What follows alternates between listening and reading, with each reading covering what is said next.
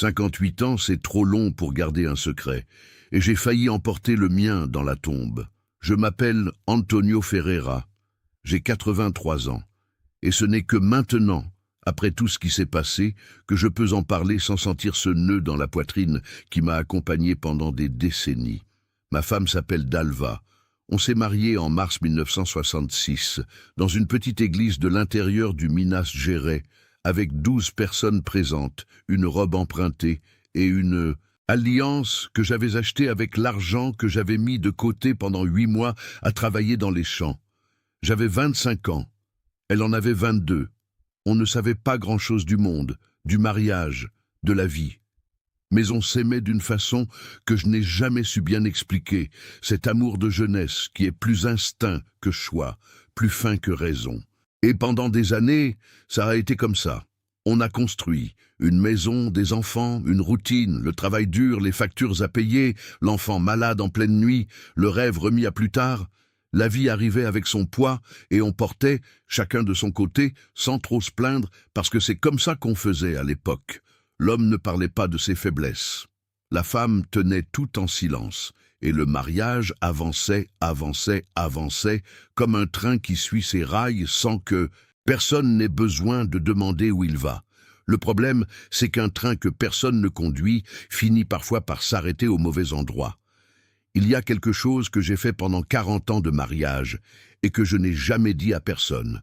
Ce n'était pas de l'infidélité, ce n'était pas de la violence, ce n'était rien qu'on retrouverait dans un tribunal ou dans une conversation de bistrot.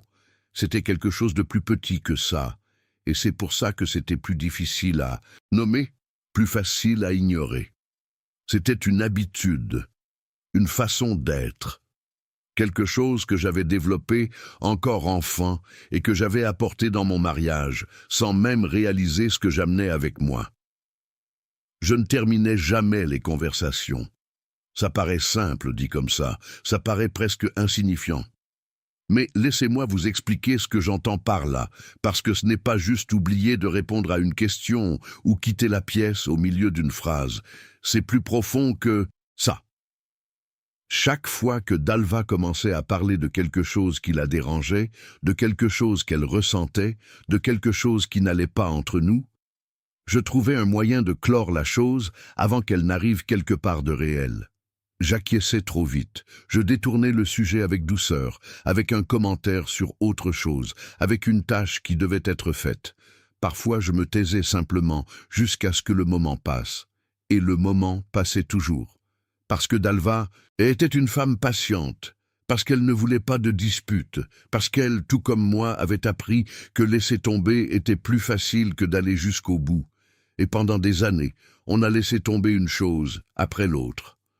Je ne me rendais pas compte de ce que je construisais, ou peut-être que je le voyais et que je ne voulais pas regarder en face.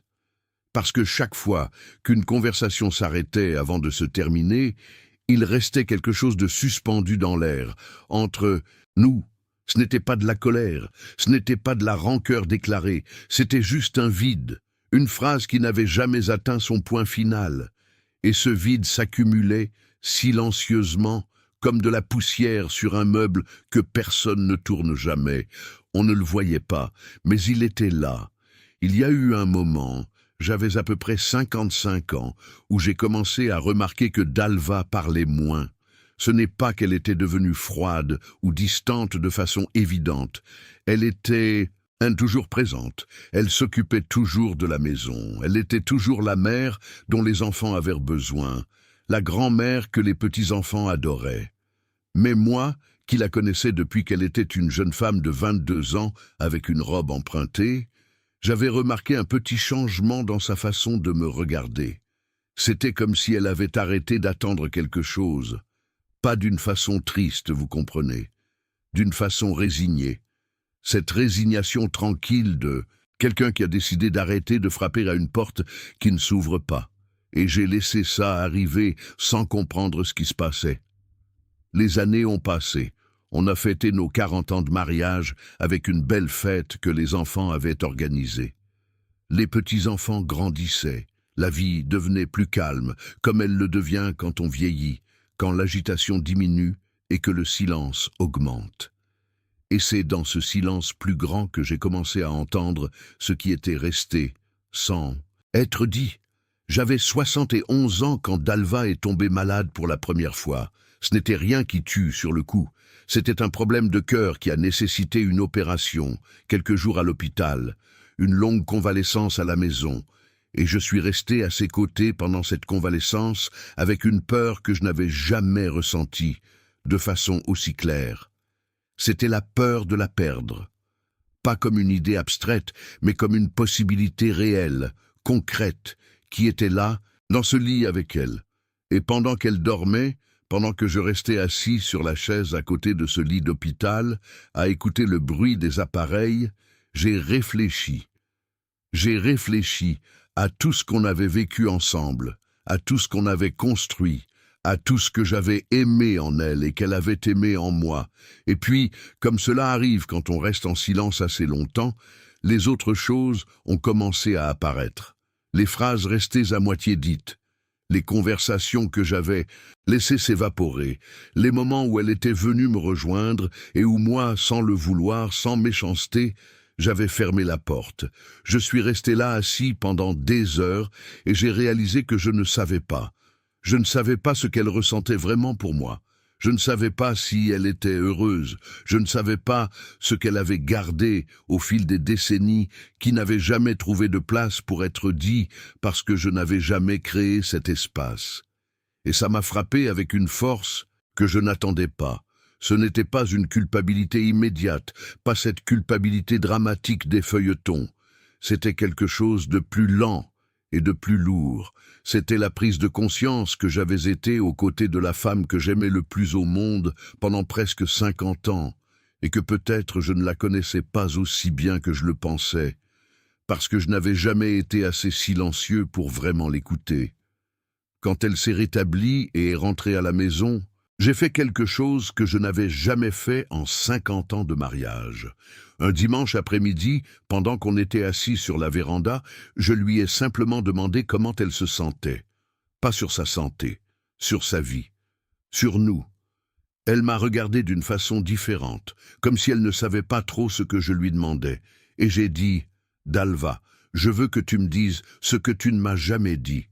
Ça peut être n'importe quoi. Ça peut être quelque chose de petit, quelque chose d'ancien. Je veux écouter. » Elle est restée silencieuse un moment, et puis elle a commencé à parler. Je ne vais pas répéter ici tout ce qu'elle a dit, parce que ça lui appartenait. C'était intime, et elle mérite de garder ce qui est à elle. Mais je peux dire qu'elle a parlé pendant presque 2 heures. 2 heures! En 50 ans de mariage, ma femme ne m'avait jamais parlé pendant 2 heures de suite de ce qu'elle ressentait. Et j'ai compris, à ce moment-là, que le problème n'avait jamais été qu'elle n'avait rien à dire. Le problème, c'est que je n'avais jamais été assez présent pour créer l'espace où ces mots pouvaient se poser. Elle a parlé de petites solitudes que je n'avais jamais remarquées, de moments où elle avait besoin de moi d'une façon que je n'avais pas comprise, de choix qu'elle avait faits en silence parce qu'elle avait appris que parler ne menait à rien.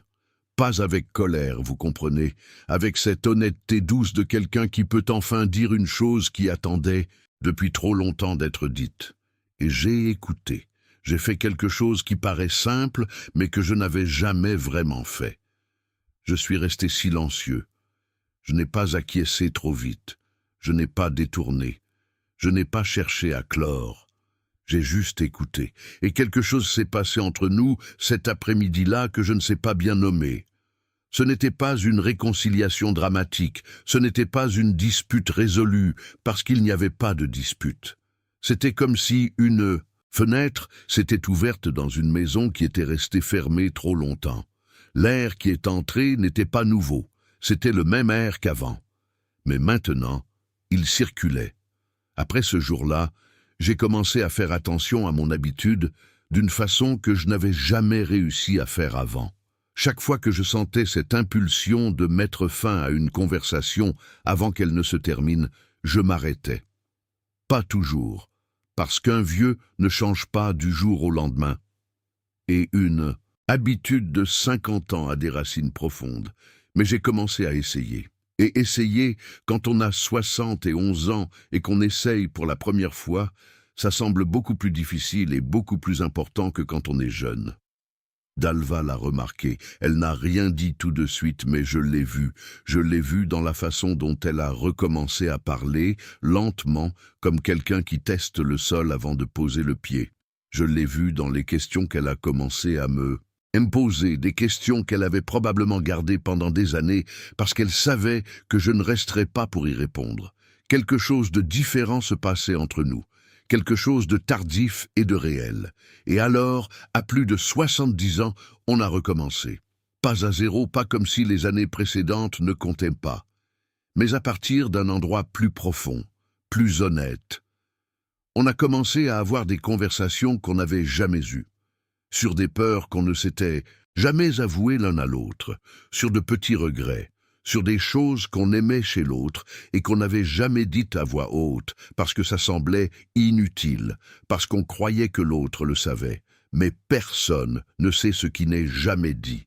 Il y a eu une nuit, ça devait faire environ 2 ans qu'on était dans ce processus nouveau de se connaître à nouveau, où j'ai demandé à Dalva si elle était heureuse. Et elle a réfléchi un moment, de cette façon qu'elle a de penser avant de parler, et puis elle a dit « Maintenant oui, Antonio, maintenant oui ». Ces 2 mots portaient le poids de tout ce qui n'avait pas été dit avant, et je n'ai pas eu besoin de demander quoi que ce soit de plus. Aujourd'hui, on a 58 ans de mariage. Dalva a 80 ans, et elle a encore cette façon de se déplacer dans la maison qui me rappelle la jeune femme de 22 ans que j'avais vue entrer dans cette petite église. Les enfants sont grands, les petits-enfants grandissent, et la vie est devenue plus calme que jamais. Mais ce silence est différent du silence d'avant. Avant, c'était un silence de choses à dire. Maintenant, c'est le silence de gens qui ont dit ce qui devait être dit et qui ont trouvé, de l'autre côté des mots, quelque chose de plus solide. Je pense parfois à ce qui aurait été différent si j'avais appris plus tôt à être présent. Si à 30 ans ou à 40, j'avais eu l'humilité de réaliser que je fermais des portes qui auraient dû rester ouvertes. Si j'avais compris que laisser une conversation sans la terminer, ce n'est pas juste laisser une conversation sans la terminer. C'est laisser l'autre personne sans un endroit pour exister à vos côtés. Mais on apprend quand on apprend. Et c'est peut-être comme ça. Peut-être que certaines choses ne peuvent être comprises que quand on a suffisamment d'années derrière soi pour regarder en arrière avec honnêteté. Ce que je sais aujourd'hui, à 83 ans, c'est que le plus grand cadeau que j'ai fait à Dalva n'était pas la maison que j'ai construite, ni le foyer que j'ai entretenu, ni les années que je suis resté. Le plus grand cadeau, ça a été d'apprendre, tard, mais d'apprendre, à me taire quand elle parlait, à laisser ces mots arriver là où ils avaient besoin d'arriver, à ne pas clore avant le temps ce que l'autre essaie de dire. Et si vous écoutez ça maintenant, quel que soit votre âge, quel que soit le temps que vous avez avec la personne que vous aimez, je veux vous demander une chose, pas pour moi, pour vous. La prochaine fois que la personne que vous aimez commence à vous dire quelque chose, restez. Pas seulement avec le corps, avec l'attention, avec la volonté d'aller jusqu'au bout de ce qu'elle essaie de vous dire. Parce que parfois, ce qui ressemble à une petite conversation, c'est en réalité quelqu'un qui vous tend la main.